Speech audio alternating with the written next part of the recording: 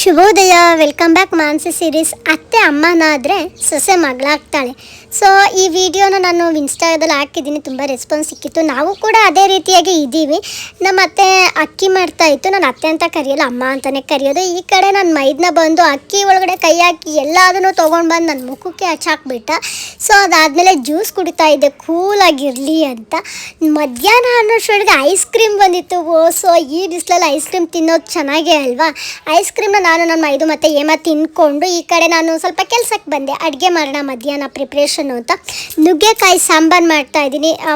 ನಮ್ಮ ಅಪ್ಪಾಜಿಗೆ ತುಂಬಾ ಇಷ್ಟ ನುಗ್ಗೆಕಾಯಿ ಸಾಂಬಾರು ಅಂದರೆ. ನಮ್ಮ ಅಪ್ಪಾಜಿ ನೆನಪಾಯಿತು ನಾನು ನುಗ್ಗೆಕಾಯಿ ಸಾಂಬಾರು ಮಾಡಬೇಕಾದ್ರೆ. ಅನ್ನ ಸಾಂಬಾರನ್ನ ಮಾಡಿ ಪಾತ್ರೆನ ತೊಳಿತಾ ಇದ್ದೀನಿ. ಹಾಗೆ ನಮ್ಮ ಮೈದು ಮತ್ತು ಹೇಮ ತೊಟ್ಟಿನ ಕ್ಲೀನ್ ಮಾಡ್ತಾಯಿದ್ರು. ಎಷ್ಟು ದೊಡ್ಡದಿದೆ ಅಪ್ಪ ನಮ್ಮ ತೊಟ್ಟಿ.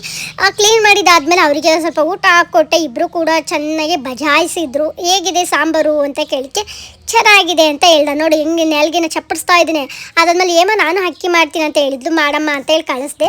ಈ ಕಡೆ ಎಣ್ಣೆ ತೊಗೊಂಬಂದಿದ್ರು. ಎಣ್ಣೆನ ಡಬ್ಬಕ್ಕೆ ಹಾಕ್ಬೇಕಾದ್ರೆ ಚೆಲ್ಲೋಗ್ಬಿಟ್ಲು. ಚೆನ್ನಾಗಿ ಬೈದಾಕಿದ್ವಿ. ಆಮೇಲೆ ನಮ್ಮ ಅಮ್ಮನೂ ಕೂಡ ಹಾಕ್ತಾರೆ. ಸಂಜೆ ಕಾಫಿ ಮಾಡ್ಕೊಂಡು ಕುಡಿದು ಎಲ್ಲರೂ ಹೊರಗಡೆ ಕುತ್ಕೊಂಡಿದ್ವಿ. ಸ್ವಲ್ಪ ಹರಟೆ ಹೊಡಿಯೋಣ ಅಂತ. ನಾವು ಯಾವಾಗಲೂ ಈ ಥರ ಹೊರಗಡೆ ಕುತ್ಕೊಂಡು ಸ್ವಲ್ಪ ಹರಟೆ ಹೊಡ್ಕೊಂಡು ಮನೆಗೆ ಬರ್ತೀವಿ. ಹಾಗೆ ನಾನು ನೈಟ್ ರೂಟೀನ ಸ್ಟಾರ್ಟ್ ಮಾಡ್ತಾ ಇದ್ದೀನಿ. ಈ ಕ್ರೀಮ್ನ ನಾನು ಕಂಪಲ್ಸರಿ ಎವ್ರಿ ನೈಟ್ ಯೂಸ್ ಮಾಡ್ತಾ ಇದ್ದೀನಿ. ತುಂಬಾ ಚೆನ್ನಾಗಿದೆ ರಿಸಲ್ಟು. ಈ ವ್ಲಾಗ್ ಇಷ್ಟ ಆಗಿದ್ರೆ ಲೈಕ್ ಮಾಡಿ. Thank you so much. Bye.